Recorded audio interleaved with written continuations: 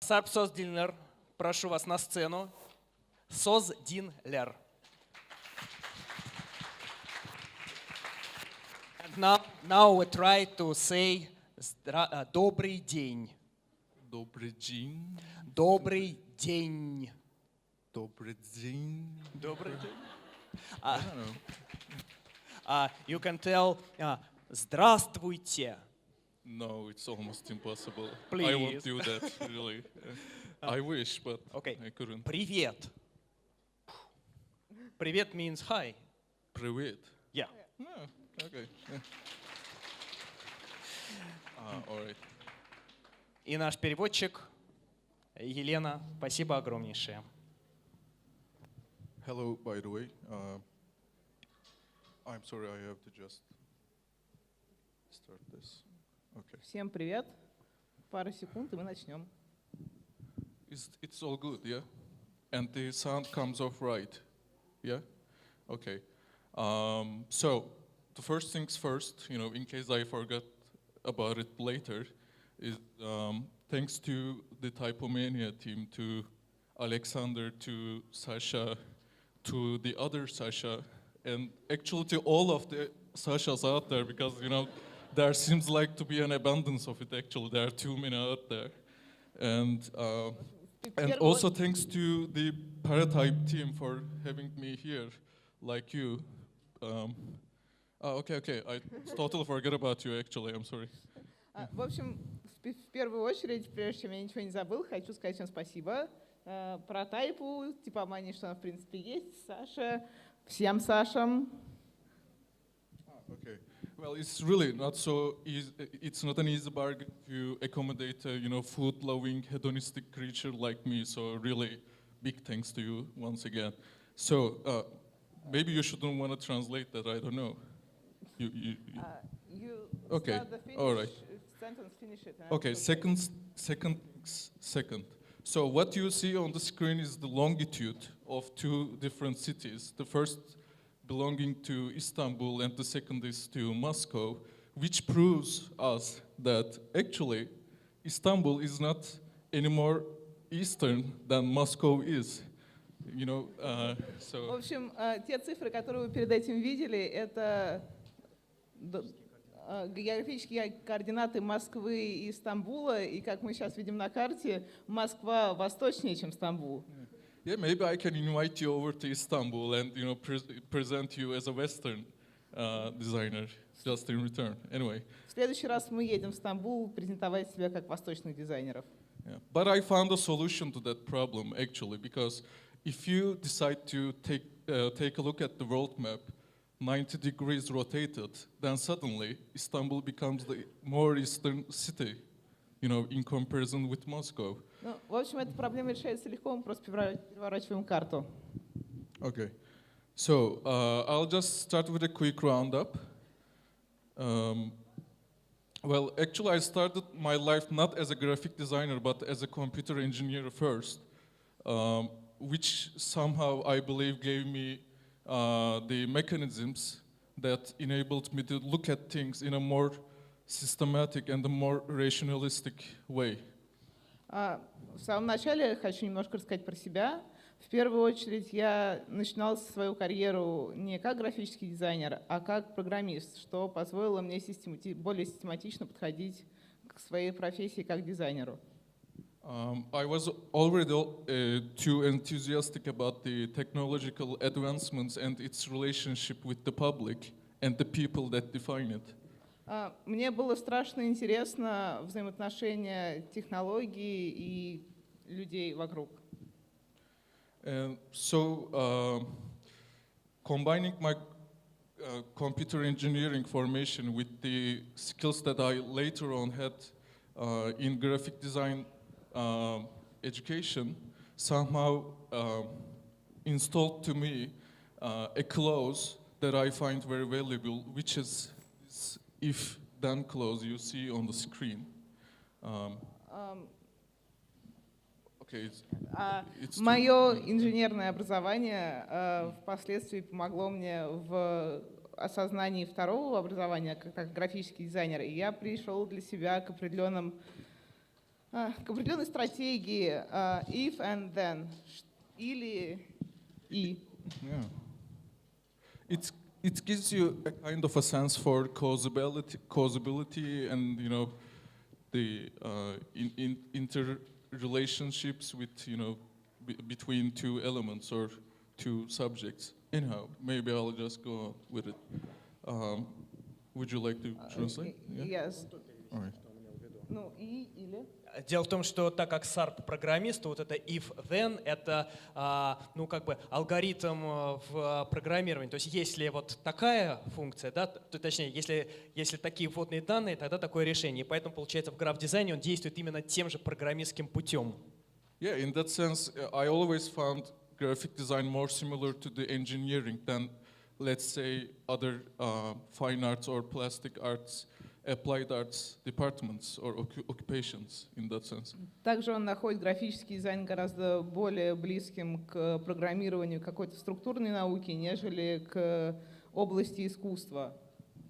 So, after my computer engineering education, I just started studying at Mimar Sinan Fine Arts University in Istanbul, and then for the latter half of my education at the University of Applied Arts Vienna in Austria.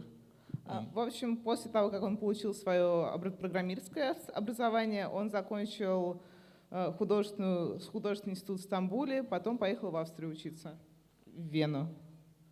Where I started my first trials and errors regarding the typography and its relationship with the topics that I find valuable to think about. В общем, там он начал изучение типографики и стал заниматься некой игрой со шрифтами, пытаясь донести до людей месседж, над которым стоит задуматься. I, along with two other exchange student friends like me, have launched a small publishing house as well, which is titled in the first major language that none of us knew how to speak, which was French. В общем, там же в Вене с двумя своими друзьями, которые тоже были как студенты по обмену, они сделали небольшое агентство, такую коллаборацию, и назвали ее словом, которое ни один из них не мог прочитать, и оно было на французском. Yeah, what you see on the screen right now and on these previous slides are the publications that we printed through this publishing house titled Edition Inédit. В общем, сейчас он демонстрирует вам те работы, которые они делали втроем в этом агентстве, название которого никто из них не мог произнести. And I interned in various places like Belgium, Austria, Italy, and then when I got back to Istanbul, finally, when I figured out that, I am not okay with going along with the other designers' preferences or choices, I decided to launch my own one-person graphic design studio. В общем, покатавшись по Европе, он вернулся обратно в Стамбул, поняв, что какие-либо коллаборации или работа в паре или в группе с другими дизайнерами — это не его путь. Он вернулся домой и основал свое агентство. And it was this place you see. It was a really small studio space, actually. Вот такая вот маленькая студия. So when I first launched my design studio, I made a list so naively that where I believe a natural flow of a graphic design project goes as such. В первую очередь, когда он открыл свое маленькое агентство, он создал некий список, относительно которого он предполагал, работает каждое дизайнерское агентство. Здесь по пунктам расписан каждый конкретный заказ, как с ним нужно работать. Starting with a client brief and ending with an inshallah, you'll see as here, which is kind of a good hoping in. Начать надо с клиентского брифа, а закончить клиентской проверкой, или, допустим, счастливым клиентом. Okay, but later on Одобрение клиентам. Да, одобрение клиентам. All right. Okay, but later on I found out that our occupation is actually down to two single lines, which starts with a client brief and then goes with an inshallah all the way through to the end actually. Но жизнь расставила все по своим местам, и выяснилось то, что в итоге, получается, мы получаем клиентский бриф, а в итоге у нас довольный клиент, а все, что в середине, мало кого интересует. Yeah. So my work is pretty much centered around the poster work, which I've done so many times. You know, I've designed more posters than, let's say, I hugged my family and friends, or I kissed all of my lovers combined. Yeah, maybe it's pretty strange thing to translate, I think, but okay. Yeah. Окей, в общем, он специализируется на разработке постеров, и он сделал их так много, что есть вероятность, что их больше, чем у всей его семьи, друзей и вообще, в принципе, очень много постеров. Sometimes they were for festivals or events, and as you can see a close up here. Периодически это были какие-нибудь фестивали или какие-то постеры каких-то мероприятий. Sometimes they were for film screenings. Иногда это были киношные афиши. Sometimes they were for political purposes. А иногда они были And social политическими purposes. I'm sorry. или социальными. Also, this is a poster that I designed for the Tolerance Poster Show, which is which is an international on the wheels festival, which also Mr. Tartakover is a part of as well. And it's a project that was initiated by the Croatian designer Mirko Ilic.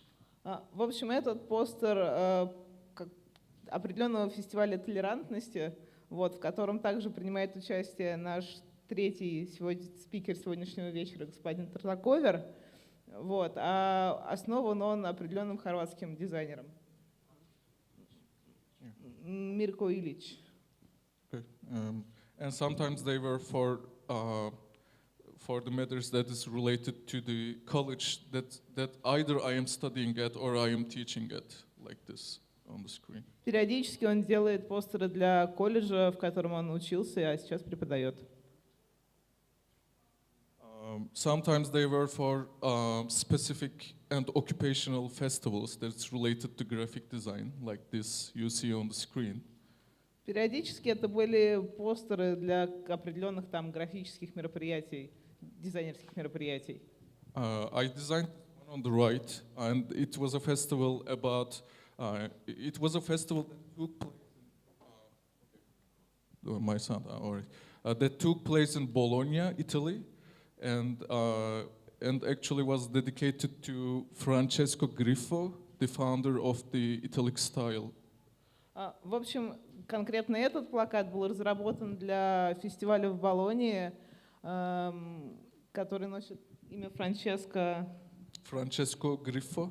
Франческо Гриффо. The founder of the Italic style. Человек, который разработал итальянский шрифт.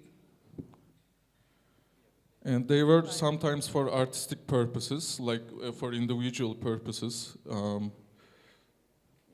Периодически это индивидуальные заказы. It was actually three-piece project that I dedicated to a group exhibition that is titled The Exposure. Это триптих? Yeah, it's a three-piece work. Окей, это триптих, который был сделан специально для выставки. What kind of exhibition it was? It was titled Exposure, and which was concentrated on how the new media somehow transforms the way that we are living. В общем, фестиваль Exposure, он был, основная его идея была о том, как медиа формируют нашу реальность. For example, the one on the left-hand side, is about is containing the content of telephone numbers, the telephone numbers of the rape victims in the United States, which is leaked through the one of the largest batches that WikiLeaks has ever leaked so far. В общем, это номера телефонов людей, изнасилованных в Америке. It's actually an information that should be kept private, especially from the public knowledge. But in the way of trying to do the right thing, sometimes you can produce a side result which can really damage some individuals in a sense, which in this case, what was exactly happened. They are the telephone numbers of the actual rape victims, which is now a public information, and you can find it on the internet. В общем, и в целом эти номера — это все-таки некая приватная информация, которая должна быть скрыта. Но в современном мире, так или иначе, иногда, пытаясь сделать что-то хорошее, мы получаем абсолютно иной результат, и ныне все эти данные доступны везде, и вот они перед вами. And the middle piece is about the Cleveland killer, aka the Facebook Live killer. Maybe you know about him from the news. He just, like 2 years ago, killed a man on live Facebook feed. A man that was sitting right next to him in a car. Вот этот постер про убийцу из Кливленда, который убил человека, сидящего рядом с ним в машине, в онлайн-трансляции в Фейсбуке. And this piece is about a frame-by-frame breakdown of a 2 minutes and 55 seconds long video that he had taken before a Cleveland Cavaliers NBA game. В общем, это кадр за кадром спроецированное 2-минутное 55-секундное видео, которое он, в общем-то, выложил. This is the guy, by the way.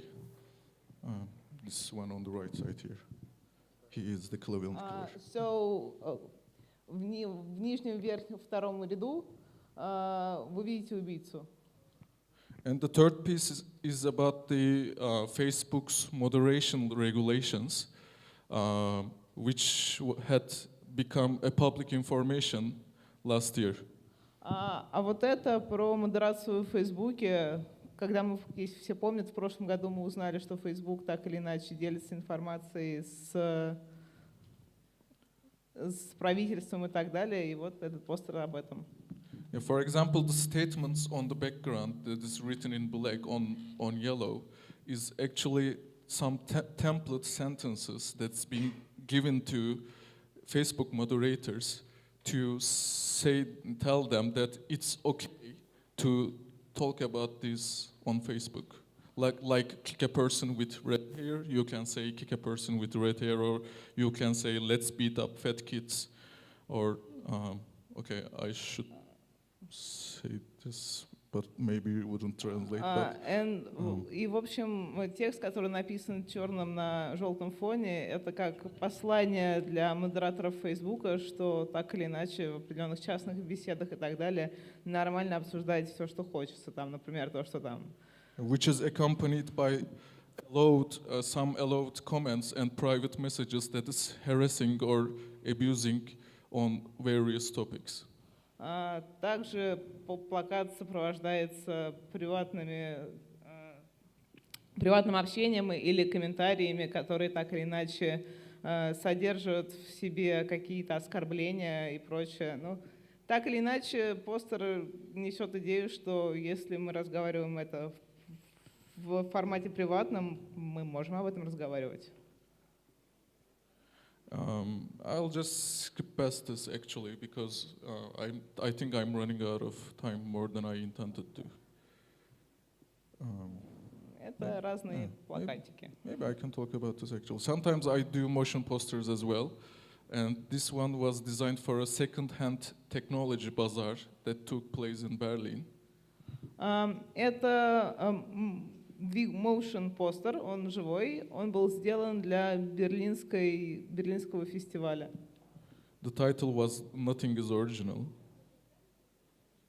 and nothing is original. Назывался постер называется "Ничего оригинального". which for me was one of the most entertaining projects that I worked on within last year, because I could be able to play with this, the things that we deem custom in our occupation, like this dynamic between the printed work and the binary works. Ну, в общем, он считает, что это одна из самых интересных работ, над которой он работал в прошлом году, потому что она совмещает в себе и какие-то печатные вещи, и двигающиеся вещи. For example, the information about when the event is going to take place and where has now downsized to the information on the search bar, actually. Информация о фестивале, когда он проходит и где он проходит, мы ее можем найти в строке поиска. And another thing that we designers get used to on print posters is that we write our names most generally in maybe the lowermost right corner or like somewhere around. But in the case of this poster, instead of writing my name over there somewhere, I just used the logo of my studio, which happens to be already placing itself there on Google Chrome. Ага. В общем, и еще одна такая интересная особенность данного вида постера заключается в том, что на обычных печатных постерах имена авторов, они где-то там в углу или не очень приметные, в основном это имя и фамилия или какой-нибудь никнейм. А здесь он использовал логотип своей компании, который так или иначе, если вы запрашиваете ее в Гугле, отображается.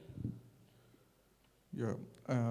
All in all, what combines all these posters for me is only this one notion, which is based on a statement that I was always fond of since I was a design student, basically.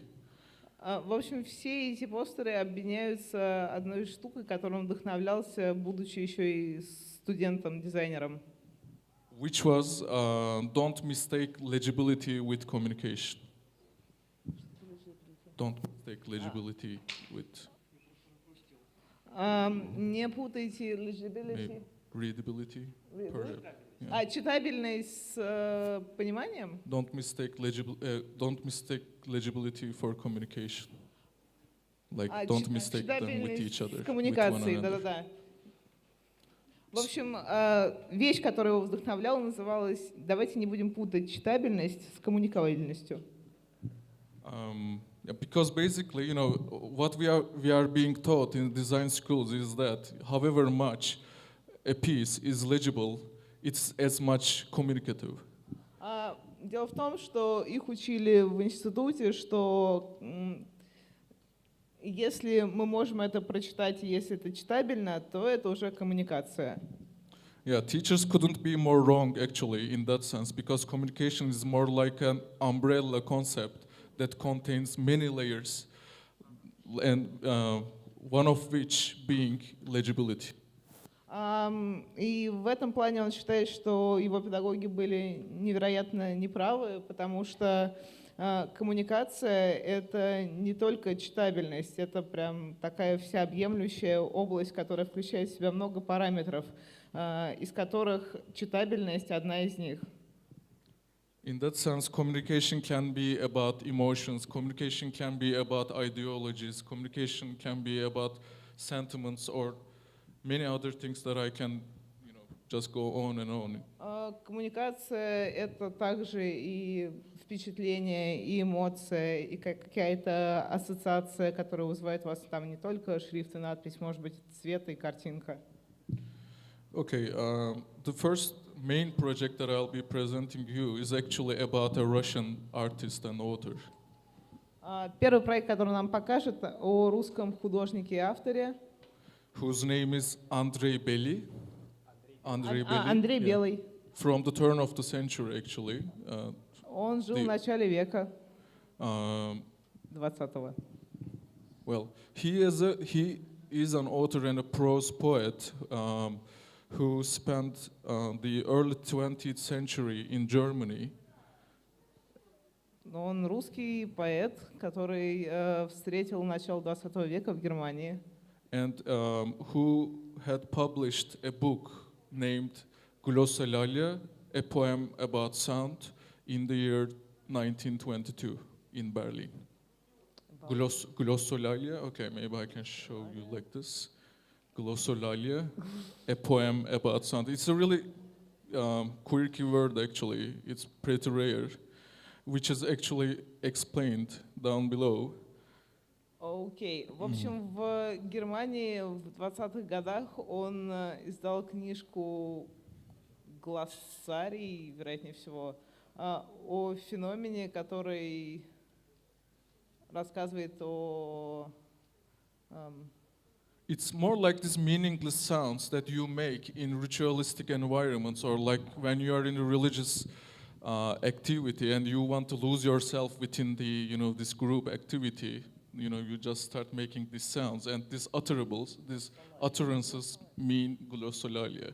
Окей, глоссолария. В общем, это о таком феномене, когда, например, вы в определенной религиозной общине, которая в данный момент практикует определенный ритуал, вот, и вы хотите к ним влиться, но вы не совсем понимаете, какой конкретно текст или там звук нужно издавать, и вы издаете какой-то странный звук, который ассоциируется у вас с тем, что вы слышите вокруг. Okay, I'll just try to speed up.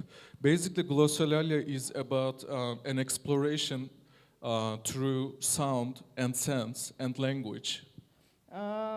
Также глоссолалия это о объяснении о звуке и восприятии. And Andre Belli in this book kinds of tries to go as far as back to how the first sound is created and how the first letters, syllables, words, sentences and paragraphs are created throughout time. В общем, в этой книге Александр Белый пытается дойти до истоков звука, вплоть до того, как был вообще изобретен, придуман первый слог, первые слова, первые параграфы. It was a pretty common approach at the time, by the way, which is kind of similar to the work Lisitsky had done with Vladimir Mayakovsky the year before for the book titled For the Voice. В общем, это очень напоминает ту работу, которую годом ранее сделали Маяковский с Лисицким. So he basically had written 75 chapters of prose poetry. Он написал 75 глав поэмы. Accompanied by his own sketch that is not actually scientific nor scholarly, but purely dedicated to his observations, his personal observations. В общем, это также он снабдил ее своими зарисовками на полях, и это скорее такие исследования, изыскания. Okay, so he tries to explore, how the sounds are made and also how we make them physically, while we are just pronouncing them, the transformations that our bodies goes through. Также он пытался понять, как именно мы издаем звуки, какую форму принимает наше тело, то есть там, например, некая артикуляция, но не через речевой аппарат, а через целое тело. So I wanted to handle this book actually, and it was actually a project that took 4 years of my life, which ended up being my dissertation project, my graduation thesis, in other words. Он занимался этим 4 года, и это настолько его захватило, что это стало его диссертацией. And it's an extremely difficult book to just, read as a regular reader, because the way Andre Belli has treated the text is so disassembled and so in tiny pieces like a meteor shower. В общем, книжка не из легких для прочтения, и это не та книга, которую мы будем читать каждый день перед сном, ввиду того, что даже сам текст напечатан не так, как обычно. And when you finish reading this book, you notice that there are so many elements and layers that gets lost in translation to other languages, translation to book formats, let's say. В общем, после прочтения он понял, что при переводе с языка на язык теряется очень много смысла, слоев, ну и, в принципе, языка. Также он считает, что не только в физическом переводе с одного языка на другой оно теряется, также все очень сильно зависит от книжного, вплоть до книжного формата. So what I started doing is, firstly, was to group these different editorial categories in certain visual approaches that will go throughout the book exactly in the same way, so that the reader can have a little bit ease reading it. Он пересмотрел всю книжку и решил ее немного адаптировать для следующего читателя и сгруппировал текст на некоторые группы. So these are some details from, after I've just taken the text in the model that I just presented on the previous slide.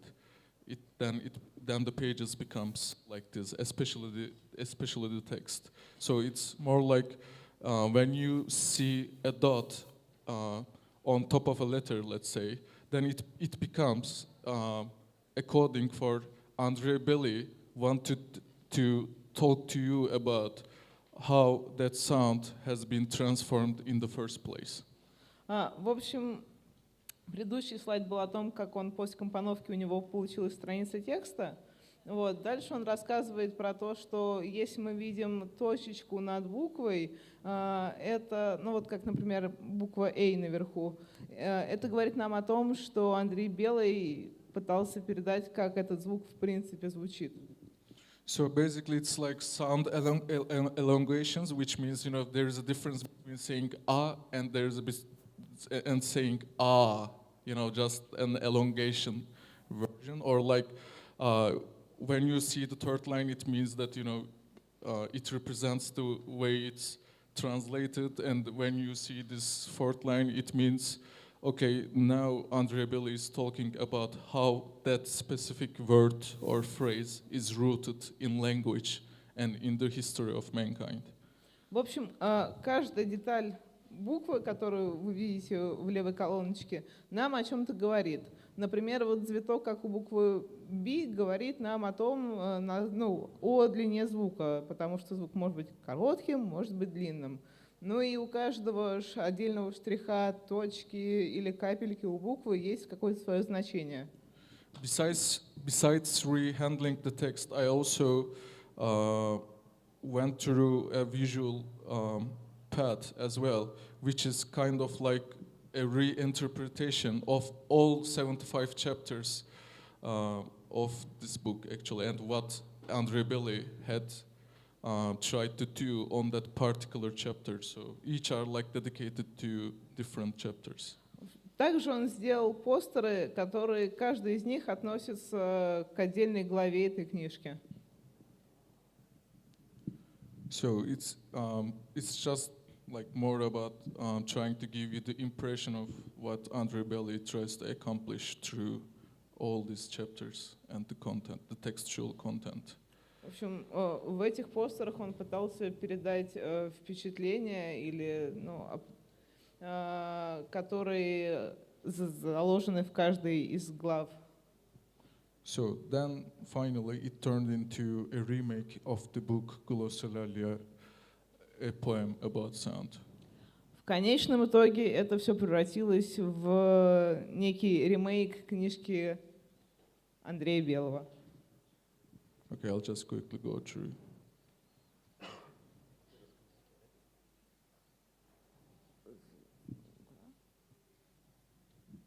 These are his own sketches as well. Также он включил оригинальные скетчи. Okay, so the next project. How many more minutes actually do I have? 15. Okay. 20. All right. So the next project is titled Actual Faces of Google Earth, which I kind of accidentally started.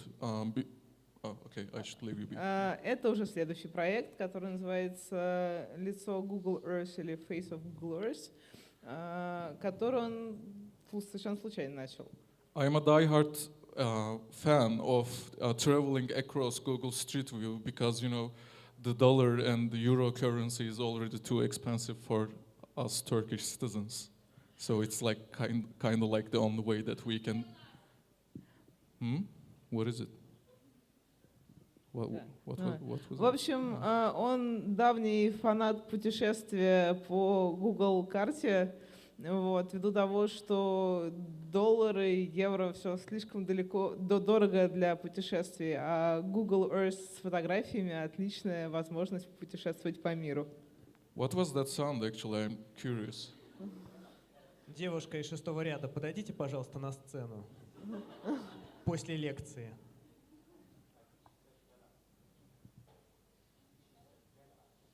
Tell us. Okay. Interesting way to express your emotions. Okay, Faces of Google Earth is actually, it's a project that I self-initiated back in 2015. And while I was just taking those strolls on Google Street View on different cities or in different countries, what I found out was that Google sometimes was being a naughty company and just forgetting to blur some individuals' faces. В общем, проект начался в 2015 году, и что он заметил путешествие по виртуальной карте мира, то, что Google периодически забывает заблюривать лица людей, которые он фотографирует. So it's basically a project of a collection of screenshots or more like online photos of people, faces of whose Google has neglected to blur. Normally, Google has a privacy policy like that. Actually, they have to blur your face, so you can, since you are allowed to keep your own personal privacy. В общем, проект так или иначе состоит из фотографий с Google карты людей, чьи лица компания Google решила не блюрить. And by the way, the website is still online. You can go check out anytime you like. And it contains, as of now, 101 pictures of people found on Google Street View.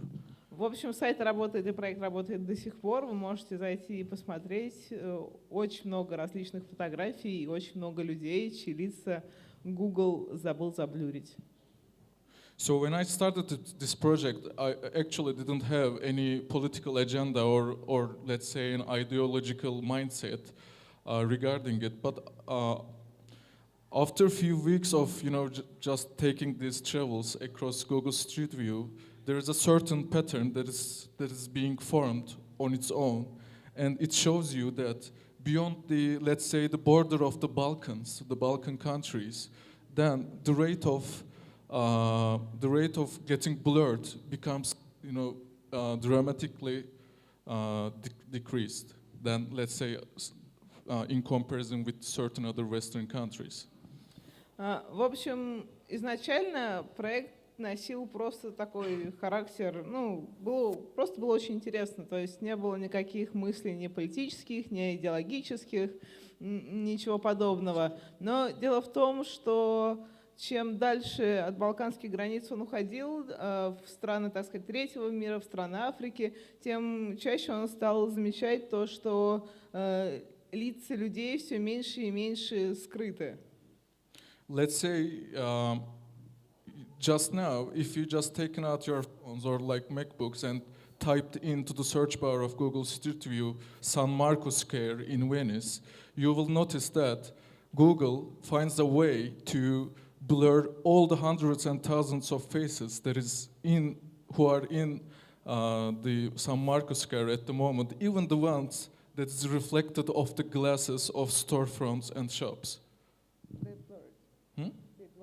Yeah, they blurred it. Ну, в общем, к примеру, если мы сейчас загуглим площадь Святого Марка в Венеции, и несмотря на то, что это очень крупный туристический центр, и там всегда очень много людей, все их лица будут в блюре, вплоть до того, что отражения в витринах тоже будут заблюрены. But if you had taken a look around the countries, let's say like Haiti or like Ivory Coast or Honduras or some other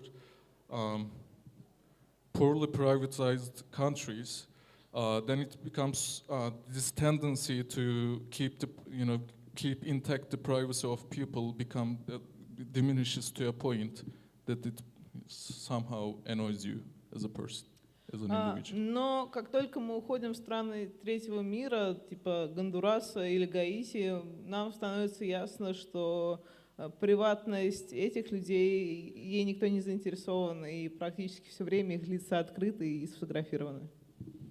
So here are some examples of these photographs. Вот некоторые примеры. This is my favorite one actually. Three Arab dudes having a picnic on the desert while the Google Street View car is just passing by. В общем, это одна из его самых любимых фотографий, как три арабских мужчины отдыхают в пустыне. Also, I'll try it. I love this one as well because there's a dynamic that has been created between the painting and the people just beneath. Вот это тоже интересно, просто потому что мы можем видеть разницу людей, которые сидят на диванчике, и картины над ними. Because they are exactly in the same room with the painting, so it somehow becomes like a remake of the painting, like a postmodern remake of the painting. Это как постмодернистский ремейк картины, под которой они сидят.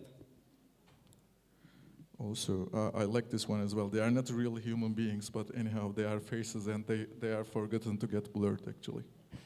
Даже несмотря на то, что на предыдущей фотографии это не настоящие люди, их лица все равно не замазаны. Also, I like this one as well because this guy is lucky because his face was almost going to get unblurred, but there's this thing. There's also this thing which accidentally blurs his faces yet again. На этой фотке мужчине очень повезло, потому что он успел спрятать свое лицо за конструкцию, а в луже оно изначально разблюрено. This guy giving the middle finger on the left-hand side. Да, очень неприятный мужчина в футболочке красной. I'm sorry to having you translated that actually. So, Он показывает средний палец камере Google. Okay, that's pretty much it. I love this one as well. There are some certain figures that has been printed on certain flyers and posters, and normally, yet again, if you have seen a flyer like this in Venice, you will most probably see it blurred. But when it happens in Beirut, by the way, this is from Beirut, I think, as far as I remember, and it's not blurred, and likewise, the Pope's face as well. В общем, предыдущий постер был снят в Бейруте, и в Бейруте лицо отлично видно. Если мы видим примерно такой же постер с таким же человеком в Европе, то лицо в расфокусе. Вот также есть постер папы, который тоже в расфокусе. Well, even if Google wanted to, maybe God wouldn't allow to get his face blurred, perhaps. Just saying. Anyway. Okay, you shouldn't need to translate that actually. It might be a little bit offensive too. Anyhow, Google Street View for me is like a great way to go to the places that I never visited, and I see a very low percentage of chance to ever be there. One of which being the below the sea level.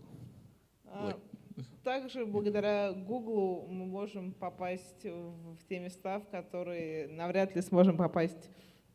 Google actually allows you to travel across inside the sea as well. Также благодаря программе Google мы можем путешествовать и под водой. And I love this one actually because it's like there is this pavement that is just in front of the view of the sea, and there is a painting, a mural of fishes, like an aquarium. Вот эту фотографию он тоже очень любит за счет того, что бордюрчик синий, он сливается с морем, а на бордюрчике нарисованы разные морские животные. Oh, Benedict is not here, I think, no? He already left, okay.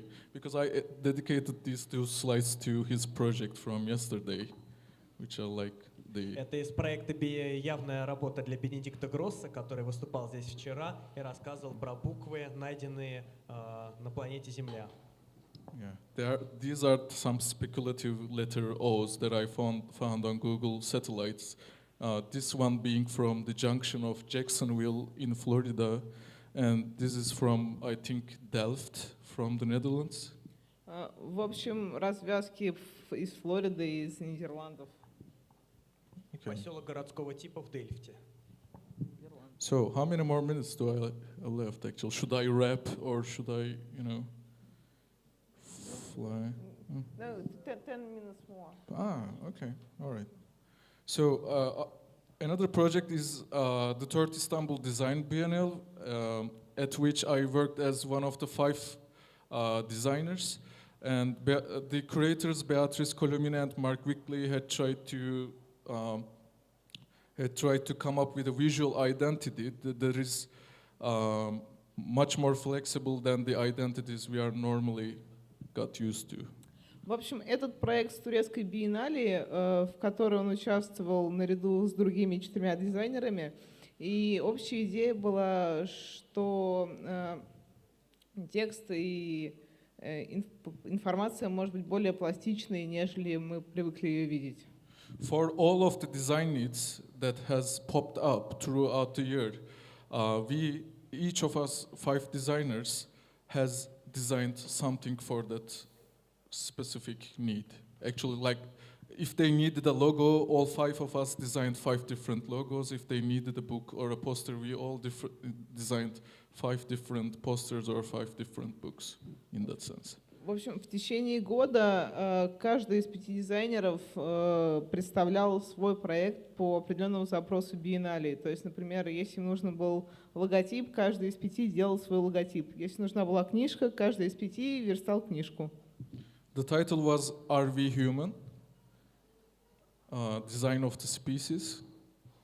And my approach was more or less about this dialectic between 2 different languages. Like this. В общем, биеннале называлась «Люди ли мы?», и его концепция так или иначе была более завязана на связи 2 языков. And the creators were behind the idea, were after the idea of the archaeology of design. Так или иначе, идея была некая археология дизайна.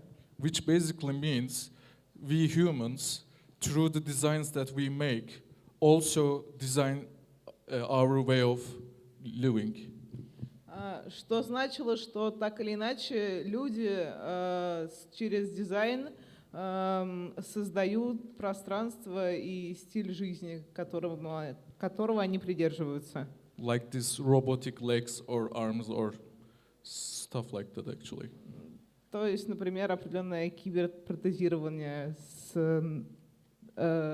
ногами, которые могут ходить за вас, с руками. They are not merely the designs anymore, like singular designs, but actually they are the designs that define back us, define us back. Actually, like in an endless cycle, we define the designs and the designs define us. Ну, в общем, это определенный бесконечный цикл.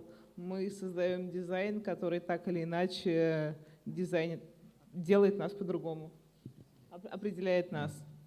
So, in a sense, there was this kind of reverse handling of the concept of design, for which I decided to go with the idea of designing typefaces, which I won't be actually designing, like,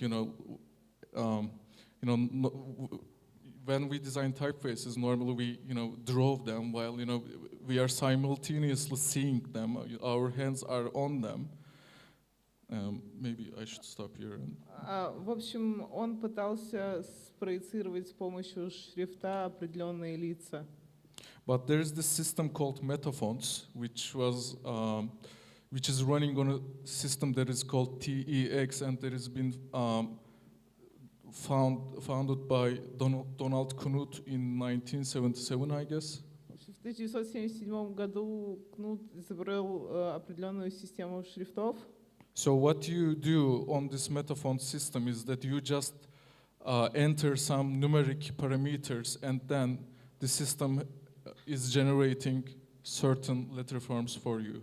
В общем, благодаря этой системе мы вводим определенные параметры, которые нас интересуют, и система, программа выдает нам нужный шрифт. Yeah. These are some examples that has been already generated. Вот несколько примеров, которые были сгенерированы с помощью этой программы.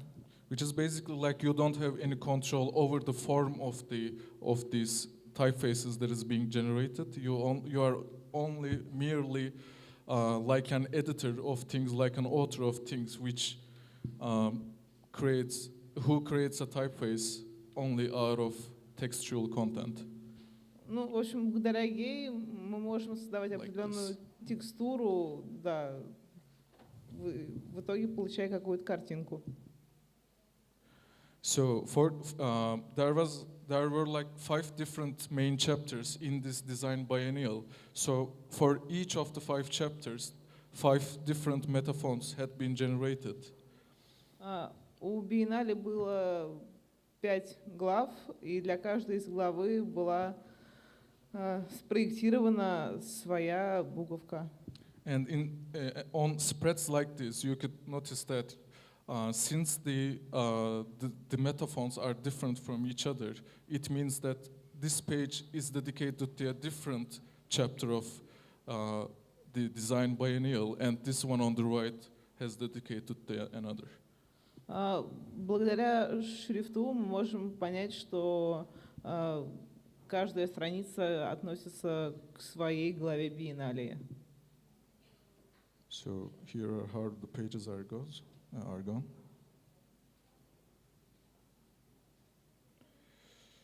Okay.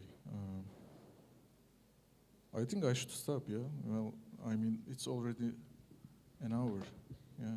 Because it goes on and on and on and on, really, it never stops, so you should have me throw me out of the stage, actually. Yeah? Okay.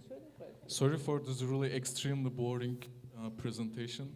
That is probably for you, because they are really hard to sympathize with or just have a connection with. Turn to the conclusion. The final accord, yeah. As a conclusion, Moscow is really a beautiful city. Ну и в заключение, да, Москва очень красивый город. In which I like the food a lot. And I value food more than graphic design, actually, because you can't eat a book or you can't eat a poster, but of course you can eat a cheese or you can eat anything else that is defined Также у as a нас food. очень вкусно, и, в общем-то, графический дизайн графическим дизайном, но плакат-то мы не съедим, а вот сходить в Москве покушать очень здорово. So I think I should stop talking, yeah? Thank you for listening to me, actually.